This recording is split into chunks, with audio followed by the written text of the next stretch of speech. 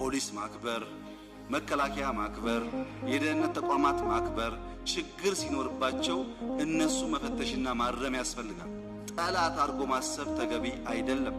ማሰር ያደግንበት የለመድነው ጉዳይ ነው። ምንም የሚከብድ ችግር የለውም። አባቶቻችን ታስረዋል፣ እኛ ታስረናል፣ ይቀጥላል፣ እናውቀዋለን። ግን አይጠቅምም። እጃችሁን መሰብሰብ ያለባችሁ ሰዎች እጃችሁን መሰብሰብ ጥሩ ይሆናል።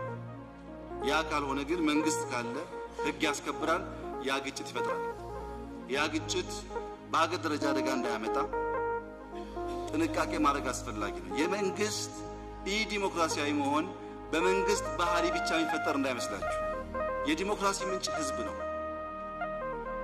ህዝብ ዲሞክራሲያዊ መብቱን በትክክል ኤክሰርሳይዝ ማድረግና መንግስት ያም ማስከበር ሲያቅተው መቆንጠጥ የማይችል ከሆነ ጉልበት የሚጠቀም ከሆነ መንግስት ተከላካይም ቢሆን በተከላካይ መንፈስም ቢሆን በክላሽ መጠቀም አይቀርም። ቀስ ቀስ እያለ ጸረ ዲሞክራሲ ይሆናል ማለት ነው። ለዚህ ህዝቡ እንዲገነዘብ የምፈልገው ነገር ዲሞክራሲ ለኛ ያስፈልጋል። ምንም ማብራሪያ ያስፈልገውም። ለዚህ ሀገር ዲሞክራሲ ወሳኝ ነው። ያለ ማምጣት ደግሞ ትብብርና ቅንጅት ያስፈልጋል።